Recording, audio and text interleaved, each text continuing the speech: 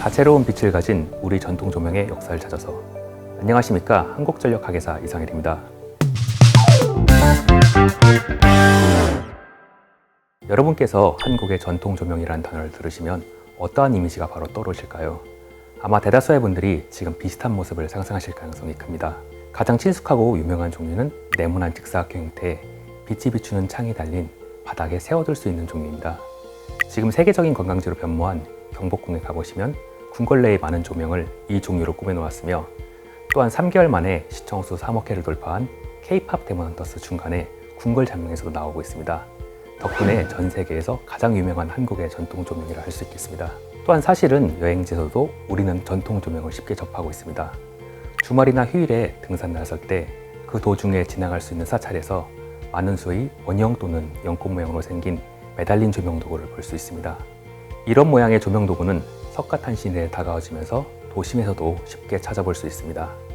다음으로 민속촌 또는 전통 행사에서 마치 과거로 돌아간 분위기를 느끼게 해주는 청색과 적색으로 꾸며진 직사각형 형태의 청사초롱은 우리가 쉽게 접할 수 있는 종류입니다.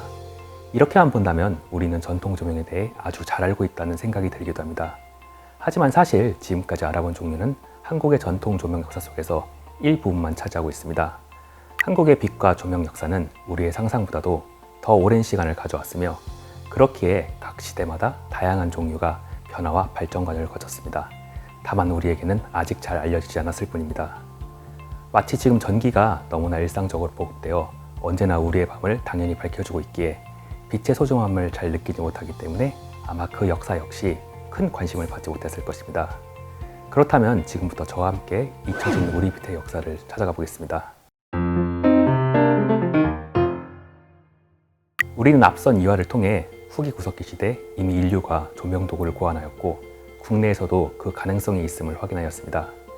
다만 현재까지 일반적으로 생활 속의 조명 도구라 할 수 있는 물건은 원삼국 시대 낙랑 지역에서 출토된 사례가 가장 빠르다고 할 수 있습니다. 신라와 백제 그리고 고구려의 삼국이 본격적으로 성장하기 이전의 시대로 북한 평양에서 다수 조사된 낙랑의 고분에서 찾아볼 수 있습니다. 이 무덤들에는 토기부터 철 및 동제품, 옥제품과 칠기 등 목제품까지 당시 생활상과 문화 수준을 보여줄 수 있는 물건들이 다수 부장됩니다. 조명도구 역시 이 중에 하나로 선택되었는데, 이 시기 조명도구의 가장 큰 특징은 여러 개의 팔이 달리는 것입니다. 가운데의 기둥을 중심으로 여러 개의 나뭇가지 모양의 팔이 뻗어나가는데 각각의 끝에 모두 불을 피울 수 있습니다. 동시에 여러 개의 광원을 활용하여 밝기 낮은 저품질 연료의 한계를 극복한 것으로 볼 수 있으며, 여러 개의 빛이 가지는 사상적 또는 예술적 성격도 추정할 수 있습니다. 이러한 형태는 중국의 한나라에서 유행하는 형태로 중국과 낙랑의 국제관계 속에서 국내에서도 출현한 것으로 생각됩니다. 이를 통해 한국의 조명 문화는 출현 시기부터 국제적 교류에 기반함을 알 수 있습니다. 또한 조명도구가 출토된 고분에서는 화려한 귀족 문화를 엿볼 수 있는 부장품이 함께 확인됩니다. 이러한 점을 종합하면 당시 특권층을 중심으로 화려한 삼송의 조명도구가 함께했음을 알 수 있습니다. 다음 조명도구 변화의 획기는 삼국시대로 말할 수 있습니다. 먼저 앞선 시기의 전통을 이어받으며 자체적인 변화의 과정이 발생합니다. 등잔 모양 토기 또는 여러 잔 토기로 불리는 종류로 지금 박물관에서 신라와 가야를 대표하는 유물 중 하나로 찾아볼 수 있습니다. 이들 역시 고분에 부장되어 4, 5세기를 위한 생활용품으로 선택되었습니다. 일반적으로 신라와 가야 토기와 유사하게 아랫부분에는 대각이라고 불리는 받침 부분이 있습니다. 그 위로 원형의 배치를 가지는 여러 개의 등잔 부분이 달려있는데, 처음 출현했을 때는 잔의 개수가 2개 또는 4개가 일반적이었으나 점차 시간이 지나면서 5개 또는 7개로 잔의 개수가 증가하며 외부에는 장식적 요소도 추가됩니다. 빛을 밝히는 기능적 부분도 이전 시기에 비해 발전하는데, 각각의 잔 아랫부분에 원통연의 관으로 연결되어 있는 것을 X선 촬영을 통해 알 수 있습니다. 아마 한 곳에만 기름을 부어도 모든 잔에 공급하는 기능을 가지거나 여러 개의 잔 모두 동일한 사용 시간을 가질 수 있도록 모색한 지혜로 추정됩니다. 삼국시대를 대표하는 또 다른 조명도구로는 작은 그릇 형태의 등잔이 있습니다. 이 형태는 조선시대 이후 근대까지도 사용되는 한국 전통 조명의 기본 형태가 됩니다. 고구려 쌍용총 무덤벽화와 백제의 서울 풍납토성에서 출토된 등잔의 형태를 살펴보면 삼국시대 초기에는 등잔 부분과 받침대가 결합된 일체형의 구조인 것으로 보입니다. 다만 이러한 받침대 일체형의 등잔은 출토 사례가 적지 않아 보급된 수량은 현재까지는 적다고 판단됩니다. 6세기를 전후한 시점에 작은 그릇 형태의 등잔이 본격적으로 보급되는데 그 배경으로는 여러 가지 요소가 복합적으로 작용합니다. 먼저 동아시아 전반에 걸친 변화의 흐름입니다. 주거 형태가 점차 좌식에서 입식으로의 변화에 따라 책상을 사용하며 그 위에 올려놓고 사용할 낮은 종류의 필요성이 증가했다는 의견이 있습니다. 다음으로는 불교의 국가적 보급을 그 배경으로 봅니다. 사찰이 다수 건설되면서 등잔의 수요가 급증한 것입니다.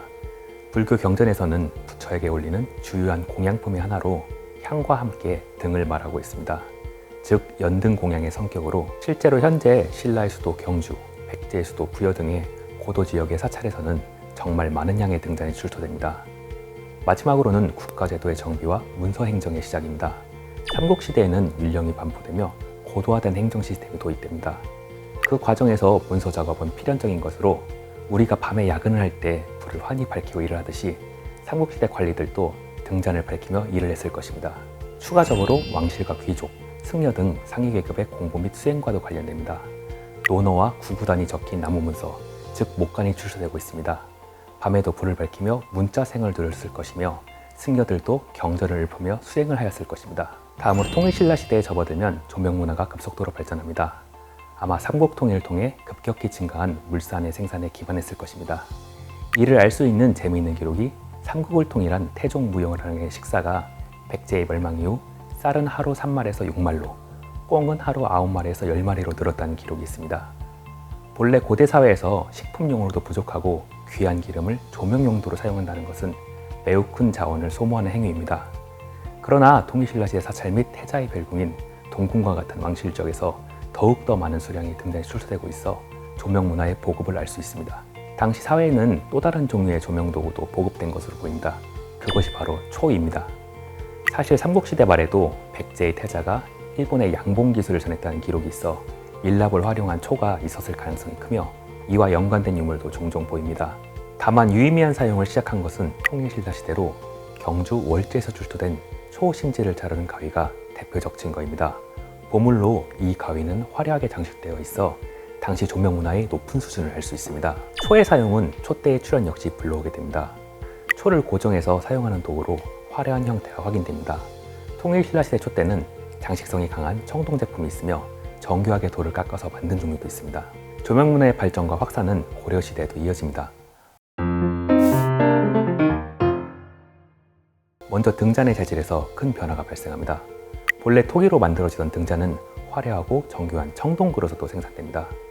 청주의 산해사, 흥복사에서 출토된 종류가 대표적이며 공림사 등잔에는 한시성을 가진 여인이 바쳤다는 기록도 새겨져 있어 등불이 절을 밝히는 동안 가족의 평안을 바라는 빛에 대한 고대인의 마음을 엿볼 수 있습니다.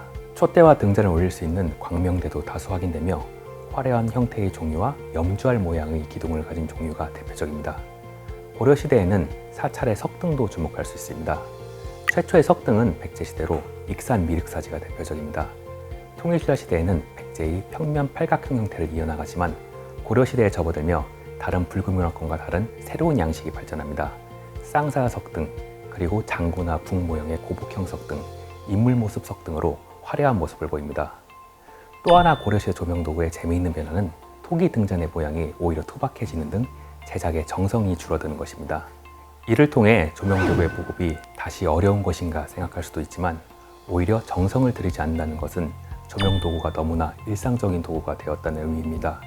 고려시대의 조명도구는 특권층만의 물건이 아닐 가능성이 큽니다.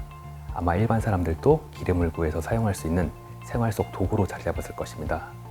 따라서 일상생활 속에서 더 이상 등잔을 너무 소중히 제작하고 의미를 부여하지 않았을 것입니다. 그렇게 흙으로 대충 만들어서 흔하게 사용했기 때문에 못생기고 정성이 담겨진 형태가 자주 보이는 것으로 생각됩니다. 마지막으로 조선시대입니다. 조선시대에는 이제 우리에게 익숙한 형태의 조명도구가 출현합니다. 특히 조명도구는 대중적으로 완전히 자리 잡게 됩니다. 이에 따라 각각의 행사, 계급, 상황에 따라 세분화된 종류가 사용되며 이전 단계의 조명문화는 불교와 큰 관련이 있었다면 조선시대는 유교 의식과 관련된 조명문화가 두각을 나타냅니다. 조선시대에는 많은 기록, 특히 회화와 문서가 현대까지 전해지고 있어 과거 조명도구의 사용 모습을 찾아보기 용이합니다. 특히 조선 왕실의 기록에서 조명도구를 찾아볼 수 있는데 왕실 행사의 필수품 중 하나로 화려하게 장식된 금동 제품이 주를 이룹니다. 조선시대 유교 가치관의 사회적 보급에 따라 제의관념이 증가하기에 의식을 구성하는 도구 중 하나로 조명도구가 자리 잡습니다. 조상에 대한 제사, 결혼과 같은 행사, 즉 관홍상제의 과정에서 불을 밝히는 것은 의식에서 중요한 부분을 차지합니다. 의식에서는 주로 초를 사용하는데 한국의 경우 조선시대까지도 밀랍의 생산량은 충분하지 않았습니다. 따라서 계급과 상황에 따라 초의 사용을 제한하였습니다. 왕실 행사의 경우 화려하게 장식된 밀랍초를 사용하지만 일반 계층의 경우 주로 소기름 또는 돼지기름을 묻혀 종이로 감싼 저품질의 초를 사용하고 결혼 등 특별한 행사에만 관청의 허가를 통해 밀랍초를 사용할 수 있었습니다. 다음으로 조선시대 일상을 살펴보면 매우 다양한 종류의 조명도구가 존재함을 알 수 있습니다. 촛대의 경우 목재와 금속재 등 다양한 재질이 존재하며 장식성의 증대도 확인할 수 있습니다. 초의 생산과 보급 문제로 전통적인 기름 등잔도 공존하였기에 등잔 받침대도 주요한 비중을 차지합니다. 기본적으로 촛대와 구조가 유사하지만 기름의 효율적인 사용을 위해 등잔을 약간 기울어진 형태로 거치할 수 있도록 보완되며 화재를 방지하기 위해 기름바지도 설치됩니다. 지금 경복궁과 국립고궁박물관에서 쉽게 찾아볼 수 있는 종류로 좌등이 존재합니다. 바닥에 놓고 사용하고 바람에 불이 꺼지지 않게 외피를 씌운 형태입니다. 실외에서의 사용을 위해 고안된 종류도 있습니다. 손잡이인 등장에 걸어서 들고 사용하는 홀레 등의 행사용의 청사초롱, 철과 나무 등으로 골고루 만들고 종이와 깃불을 발라 사용하는 재등이 있습니다. 기능적인 노력을 꾀한 형태도 존재하는데 조명의 세기와 투사거리를 넓히기 위해 마치 현대의 손전등과 같이 빛을 한 곳으로 집중하는 조족등이 있습니다. 이 밖에 벽에 걸 수 있는 형태의 조명도구와 품질 좋은 돌로 만든 등잔도 조선시대를 대표합니다. 이러한 조선시대의 전통 조명도구는 이후 근대에 접어들며 급격한 변화에 직면할 때 휘발성이 강한 화석연료가 보급되며 뚜껑 달린 등잔이 출현하기도 하며 에너지원의 혁신이 발생해 가스등과 전기등의 사용, 그리고 형태에서도 새로운 재질이 보급되어 유리 외피와 갓도 보급됩니다. 지금까지 원삼국 시대부터 조선시대에 이르기까지 긴 시간 동안 전통 조명의 시대별 변화를 살펴보았습니다. 우리 조명의 역사는 원삼국 시대부터 국제적 교류를 통해 활발히 전개되었으며 삼국시대에 확인되는 여러 개의 잔이 달린 독특한 형태와 통일신라와 고려시대를 거치며 발전한 촛대류를 주목할 수 있습니다. 이들을 거치는 발전 과정을 통해 우리에게 친숙한 조선시대의 조명도구가 탄생한 것입니다. 지금까지 인류가 빛을 안정적으로 사용하기 위한 노력, 조명연료에 따른 동양과 서양의 조명도구 발전사, 그리고 한국 전통 조명의 역사에 대해 알아보았습니다. 다음 회차에서는 앞으로 우리가 어떠한 방향으로 빛을 바라보고 연구해야 하는지 논의해 보도록 하겠습니다. 지금까지 한국전력학회사 이상일이었습니다. 감사합니다.